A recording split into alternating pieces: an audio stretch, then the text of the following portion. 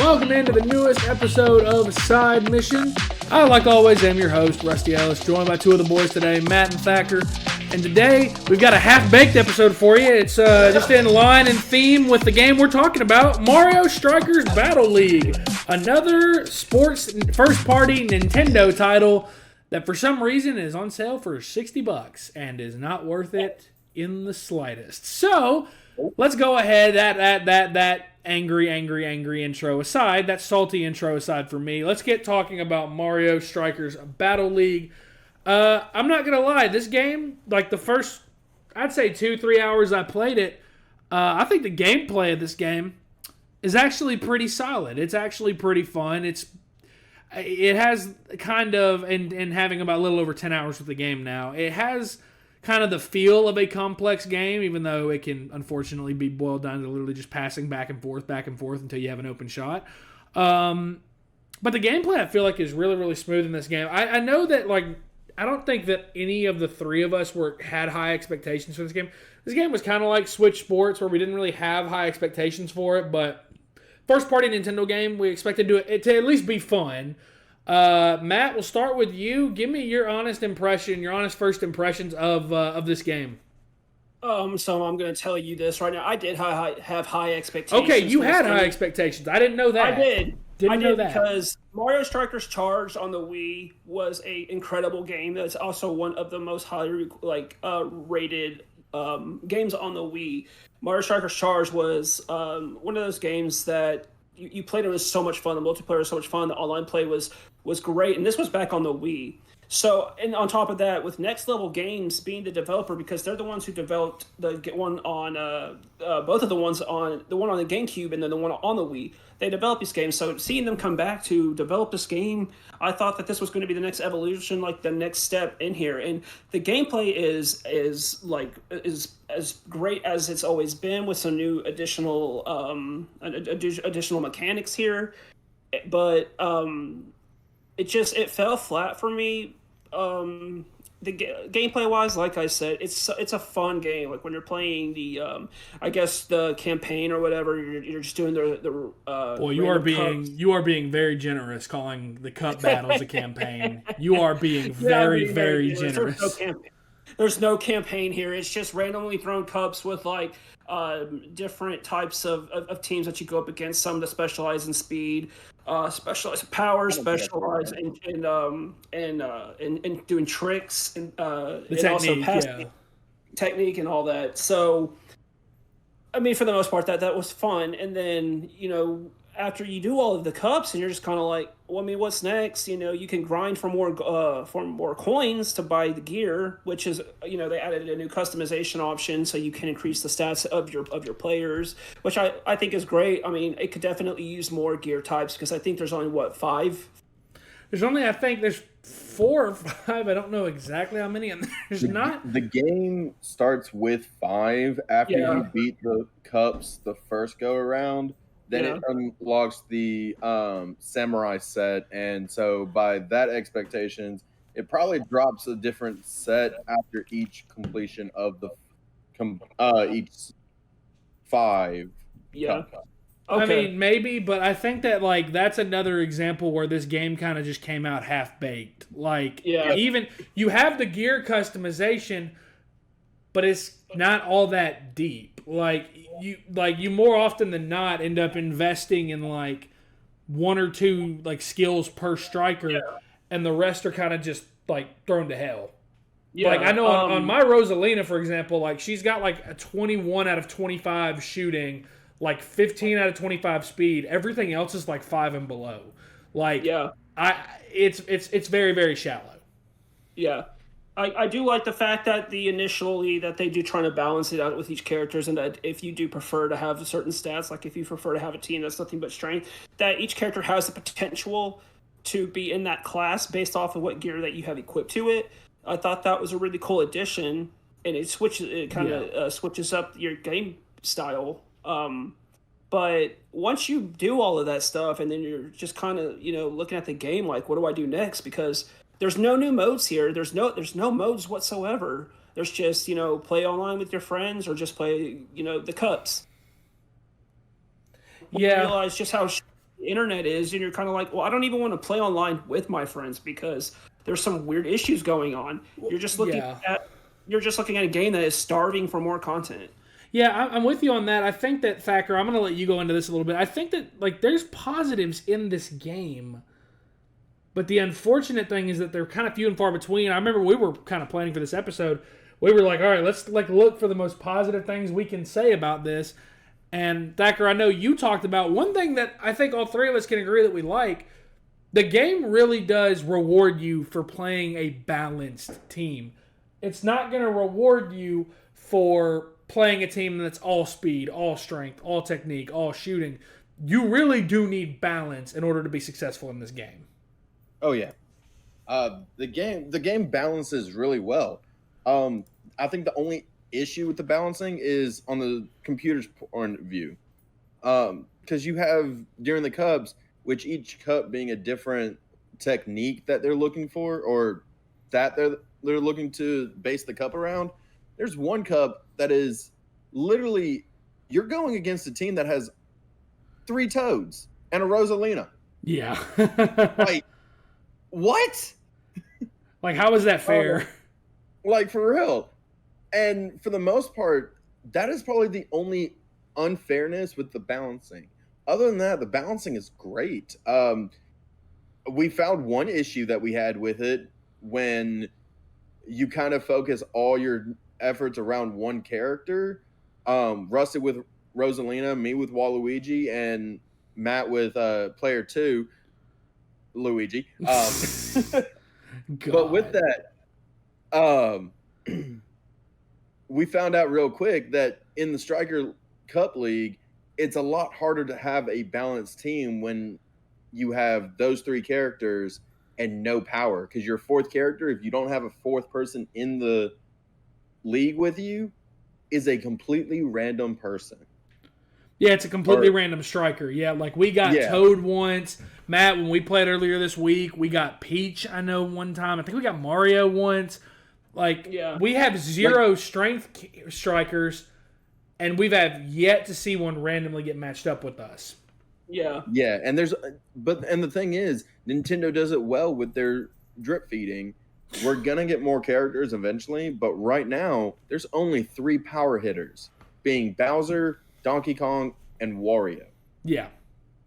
So I mean, the great game has great balancing on everything except for mainly the leagues. Yeah.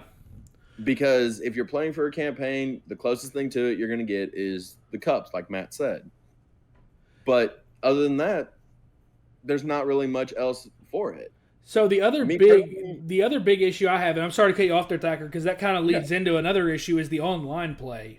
Like the online play is brutal, dude. It's very rough, and as all three of us have seen now multiple times with Nintendo first party games, Nintendo can't figure out online play, and it is infuriating that they can't, because Super Mario Maker 2 had online play. I don't know if anybody else remembers that here but me, but it was unplayable. I remember. It was unplayable. Mario Golf seemed like a step in the right direction. It was a little convoluted how you had to get everybody in, but it was still possible, and it wasn't all that bad. It wasn't too laggy. There were still moments of lag for sure, but it wasn't like as bad as Super Mario Maker 2. Then you get to this game, and the latency is all over the place. Like, I'd like to believe that I have good internet. I know y'all like to believe y'all have good internet. I've seen what each of our internets has, when you look at as far as how much it's putting down. And 35 down is typically the basis for having smooth gameplay online. That's not asking a lot for internet. In fact, 90% of people have internet that is better than that. But I don't think we had a single match that we got through with 0 lag and with 0 latency. Like Thacker, the first game me and you played together, we beat a kid 11-2, mainly because I think that kid. 13-2. No, it was 11. It was 11-2. It was only 11, but I think the kid gave up halfway through it. Like, we got up 6-2, and I think he just gave up because he stopped trying at that point. But even then, like, there were latency issues, and it just happened that we got lucky. It just happened that we got lucky and that we were up by enough goals, and that kid gave up, and that it didn't really affect us. Every other match we played outside of that, it's either, okay, there's bad latency for the other player or there's bad latency for us, and it affects the score in a big way. And these games that are 2-1 or 3-2 end up being 6-1, 6-2 because of terrible, terrible internet connections. And it goes deeper than just that. Someone tell me why this is a 4v4 soccer game. Why can you and 3 other friends not play on the same team? Outside of one very convoluted jerry-rigged system that I'm about to run y'all through now in case y'all haven't heard of this. I'm probably not even going to explain this right. That's how convoluted this is. You have to pair 2 switches together in the same house locally. You have to pair them together. And then you have to have 2 other friends do the same thing. And then all 4 of you can play together. Oh no. That is horrific. This is horrific. That's horrific. Like, there are games on the Switch that have multiplayer. How did Splatoon's multiplayer, as a multiplayer game, how did Splatoon work so well? Like, I question that every day that I see games like these get put out by Nintendo. How did Splatoon 2 work? How is Splatoon 3 going to work? Like, I think about that. I'm like, how are these games going to work when that's the only way to play with more than just one other friend, unless you count playing 2v2. But again, you want to play on the same team as your friends. You don't want to just play against them. It seems like Nintendo at this point, and this episode's going to go from being just about strikers to being about a deeper issue that we kind of hit on in our Switch Sports video. We're audio. Our Switch Sports episode. It's going to touch on. It's going to take that point a little bit deeper, but there's a real issue here that Nintendo has with their online play, and I'm to the point where I believe they do not care about it. There's no way you can convince me that they do. That's just what I think. What do y'all think? Honestly, it's one of those where, like, Nintendo has always had an issue with at least their, like, what they tried to make their big first-party game with when it comes to multiplayer. The only time you ever really get it down right with them is when it's nothing but a multiplayer game, such as Splatoon, like you've said. And the thing is, if you notice, every time that we talk about a Nintendo game that has online, we end up hitting this topic again every time. But until it's fixed, unfortunately, we're going to keep doing it because I agree with you, Rusty. Nintendo does not have the right mindset for online gaming or multiplayer unless it is couch co-op. Yeah, Nintendo's history when it comes to multiplayer has always been, people playing in the same room, and I mean that was definitely seen with the Wii when that brought in like the casuals to gaming. And it's such a frustrating thing because Nintendo is one of the most love them, hate them companies on the planet. Like, I mean, Microsoft has its issues, but at least you can see what they're trying to do. And plus, on top of that, like, they really did start the giant, like, gaming on, like, online boom that has come with consoles that, PlayStation has adopted, that Nintendo's still trying to this day to, like, really figure it out. Like, I mean, going based off of the past, you're right. Splatoon does have fantastic multiplayer, but at the same time, they still did things that just made no sense. Like, they alternated maps. Like, you could, when you're playing online, you could only choose between 2. Like, randomly 2 maps were chosen, and you had to wait several hours for those to rotate. It was just really weird. They never did have, when it came to like teaming up with your friends on that game as well. It was impossible to really get into a team with your friend. And on top of that, we're talking about the same company who their solution when the Switch came out to voice chat was to release an app on your phone and then use it to call your friends, and you could basically join what's like a Discord, but like on your on the Nintendo app. Like, why couldn't we just plug in a headset into our Switch? It has a headphone jack, which now luckily that they have introduced. You were able to use Bluetooth compatible. Yeah, I'm about to say, that's what I was also going to say. Bluetooth as well. That's been introduced now as well. So there's other like solutions to that. Yeah, but unless the company who's like whatever game they're developing with the multiplayer like specifically does something for voice chat, whereas Nintendo does not. Like I said, Nintendo is only using their app for voice chat. None of their games actually has a proper voice chat system.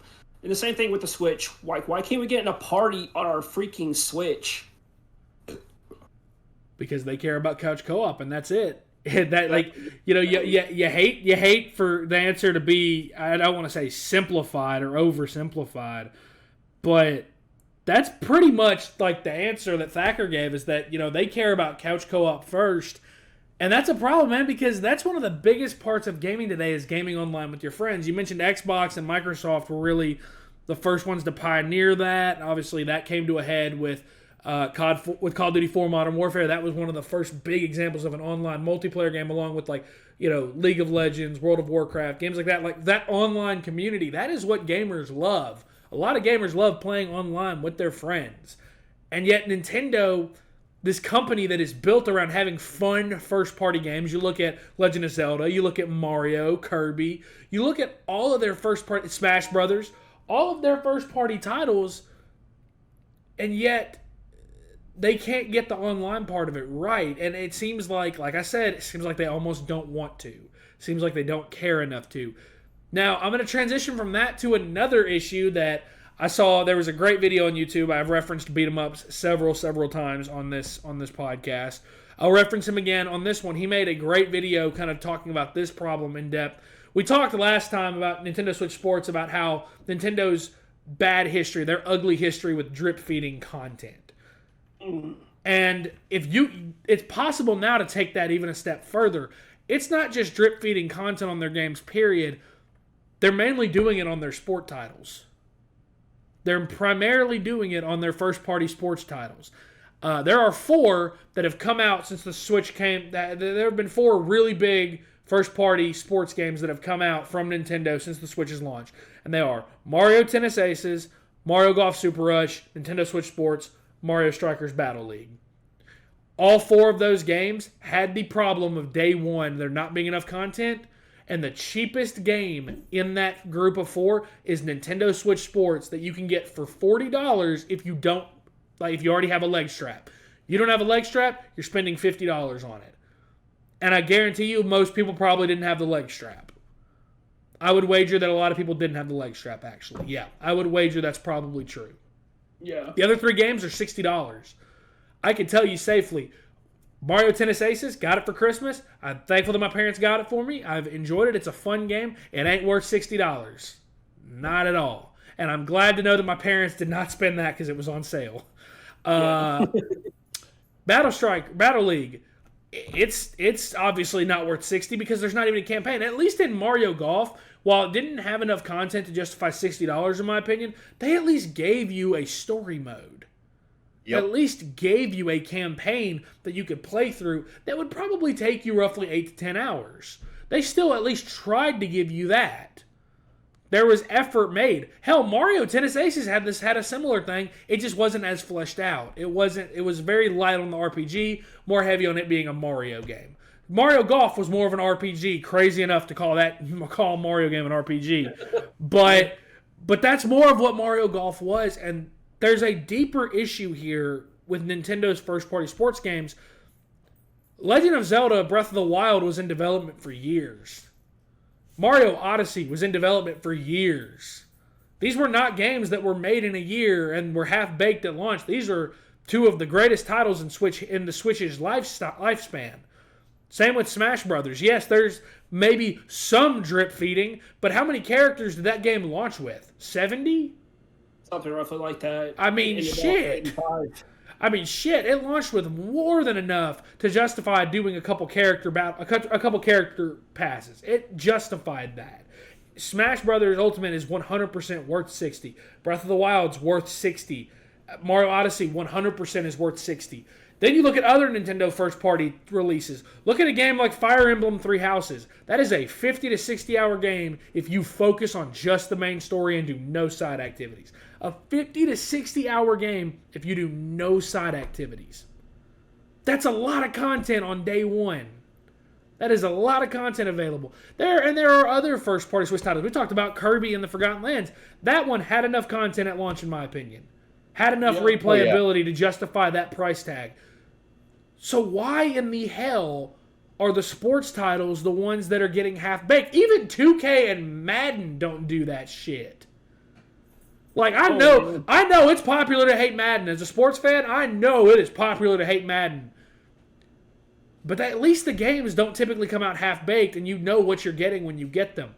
Mario Strikers, you have endless creativity for what you could do with that game. Mario Golf, endless creativity for what you could do. Same thing with Tennis Aces. Same thing with Switch Sports. You have all this creative freedom, and you do nothing with it. You just kind of say, we'll just put out a half-baked game. They're going to buy it anyways. Who gives a shit?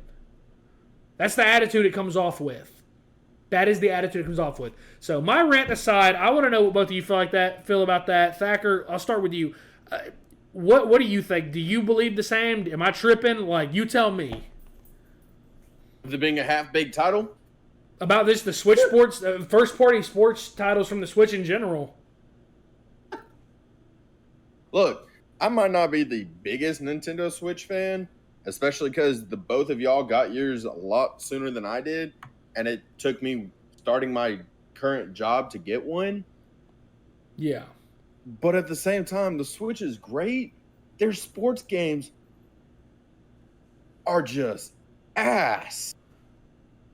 Because honestly, like, when they ported over Madden or 2K to the Switch, dude, everyone thought that game would be perfect for the Switch because it's mobile, everything like that. No, I'll tell you now, my store's sitting on probably like 12 copies of it. Of what game? Repeat that for me. 2K. Yeah, 2K does not run well on the Switch, but I mean, at least it comes with all the content day one. Exactly. Yeah. But still, Nintendo first-party sports games are severely lacking when it comes to content because Nintendo's notorious for the drip feed. It sucks. There either needs to be a balance to it to where they are giving us everything at once with future DLC, or they need to put everything out and tell everyone, hey, the game has a campaign, it has this and everything. If you would like more characters, do what the fuck Smash Bros did and create a pass for it to where you get more characters. Nintendo needs to, honestly, if anything, with these sports games, should probably make like a season's pass or something to where A, that brings in more revenue for them, and B, it also allows them to drop characters when they want, with people actually having that season's pass to be able to get those characters when they drop instead of, unfortunately, have to wait until God knows when for more characters. Like, are we, like, guys, we're still waiting on more sports for Nintendo Sports. Yeah. Like, seriously? Rusty, how long did it take for Mario Golf to actually get more content? I think it was 3 months, 3 to 4 months. It took quite a bit of time. Like, I remember it came out when me and Matt went and visited Kyle in Utah, and then there was an event in August that announced that Ninja was getting added to it. Yeah. Or am I pronouncing that right, Matt, or am I saying that name right or no? You are. You're good. Okay, I have no idea because I'd never heard of that character. Again, sue me, Nintendo fans. I don't know that much. I don't have the deep following with Nintendo that I should. I know I'm uncultured, but I mean, but they announced that in like August, and it came out in like October, something like that. And see, like, that's the thing. Nintendo doesn't give any details of when their next content is coming out unless you're an inside source at Nintendo, because we don't know anything. The fans don't know anything. 3 months' time, that's usually about the time where a game, like, popularity dies. Yeah. Because at that point, you literally are like, hey, we're going to drop this game. 3 months later, we're going to drop DLC. But within those 3 months, you have other games coming out that aren't just your first-party games. You have other things coming out. And besides, between that and everything else, most people have already traded that game in for the next game that they want. Why are we still doing this, Nintendo? Come on. Yeah, I'm going to speak as someone who has played just about the majority of the sports games on previous Nintendo systems. The magic that comes from playing these games and starting off with like a lower number of characters to start off with is when you're playing a campaign. For example, in Mario Super Sluggers on the GameCube. Yeah. You started off with so many minimum characters, but you play the campaign, and eventually you're unlocking characters like Diddy Kong, Bowser Jr., heck, even King K. Rool, Dixie Kong. Like, Nintendo actually had a more expanded roster.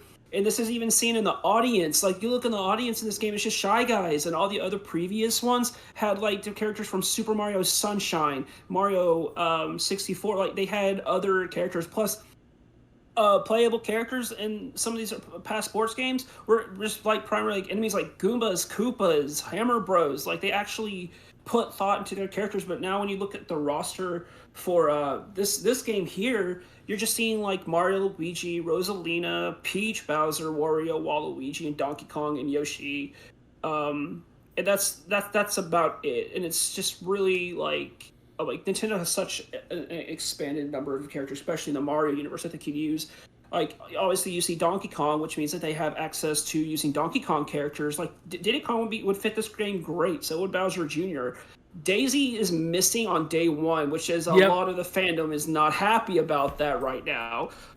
But, I mean, let's be honest here. Rosalina's slowly taking over Daisy's spot anyway. I mean, you're not right. I mean, I'm not going to disagree with that. You're right about that. Like, where was Daisy in Super Mario 3D World? I mean, Rosalina's playable in that game. But, like, you also have, like, another character that got introduced and that's been, I think, in both Mario Tennis Aces and in Mario Golf was Paulina. Yeah, Paulina. From Odyssey. Yeah. So it's one of those where it's like there are a lot of characters that are just kind of left on the cutting room floor here. And it makes no sense. Like, where is Diddy Kong if you're going to have Donkey Kong? Like, you're Nintendo. It doesn't have to make sense, but you could literally throw Link into this game. Yeah, exactly. You threw him into Mario Kart. He's in Smash Brothers. Like, you could throw him. You could put Star Fox into this game. You could throw whoever you wanted into this game, and you wouldn't have to explain it in the slightest. I'll give you another Mario character. Why is Boo not playable? Yeah, I would love to see Boo, or at least King Boo. Like, why is there not like a Shy Guy or a Koopa Troopa option? Like, or hell, even like a Goomba. Yeah, like there are so many characters that you kind of just left on the cutting room floor, and you said, nah, we'd rather just release it with less content. Like, if you would just put like 4 or 5 more characters in and added a very, very brief like story mode, we wouldn't be bitching about this. We wouldn't be complaining. We'd be saying, you know what? They gave us a decent amount of content. Yeah, they're still going to add more down the line, but at least they didn't just give us nothing. No, like, you didn't try. The effort was not made in this game. And it sucks because I feel like the gameplay could really shine, but it's being overshadowed by the lack of content around it. That's an oxymoron if you've ever heard one. Being overshadowed by the lack of something, by something not being there.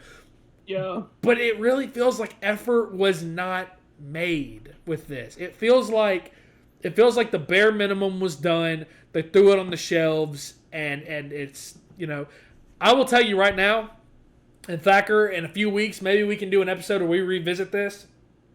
It would not surprise me if a bunch of people started bringing this game back. Started trading it in, because there are other games. You got a game like Xenoblade Chronicles 3, Splatoon 3. These are going to be coming out soon. It would not shock me in the slightest if people traded this game in.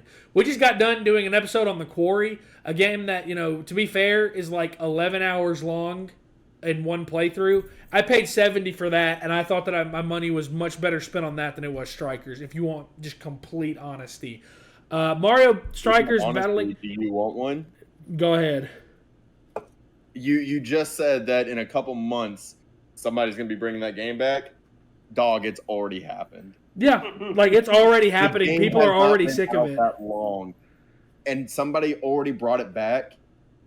And when I told them I could give them $30 for it, they dead ass were like, "That's fine. The game's not even worth that." Yeah, it's. I'll tell you this. I was like, "Ouch." I'll tell you this. Y'all want to know the one thing that's like keeping me from not taking this game back yet? Besides playing online with y'all, because the few times I have played online with y'all and it's worked, it's been fun. But the one thing that is keeping me from not taking this game back tomorrow is because I would feel embarrassed personally to get a game and then 2 weeks later bring it back and then be like, and because the person obviously game has to be like, oh, what are you trading it in? Like, why are you trading it in? I don't want to sit there and go, well, because I kind of regret buying it to begin with. I don't want to say that. There's part of me that's like, I would be embarrassed to say that. And I don't want to, like, it's bad. Believe it or not, GameStop employees hear that all the time. I believe it. I believe that. Fuck. I just wish that Nintendo, and I hope that they listen to some criticism. I know they're not going to, because if they haven't done it at this point, they're not going to ever. It's just how business works. I am to the point, though, where Nintendo, if you're going to make these, if these sports games are going to continue, I'm just going to be the one that says it. Stop fucking making them. Stop making them. There's just Pokemon. Stick to Pokemon, stick to Zelda, stick to the mainline Mario games, stick to your first-party mainline games, and I guess party games here and there. I mean, even as a party game, these sports games are not passing as that. We said that Switch Sports did. I will fully go back on my word on what I said about that. It does not qualify as a good party game. Mario Party Superstars is a fantastic party game. The Jackbox games are great party games. These games are not. Nintendo, please do better. That is all I'm going to say as a sports fan that enjoys this game. That's where I'm going to leave it. That's where we're going to call the episode. This has been Side Mission. You know where to follow us on Twitter, Side Mission Pod. You can follow us if you'd like. These two never tweet. I tweet too much. It's a balancing factor. It's a palate cleanser. But I'm trying. I know, like we y'all don't hardly ever post. Kyle don't ever hardly post. At least I don't see it. Thank God. But that is going to do it for this episode of Side Mission. Follow us on Twitter, like I just said. For Matt, for Thacker, I'm Rusty Allen. Thanks for listening.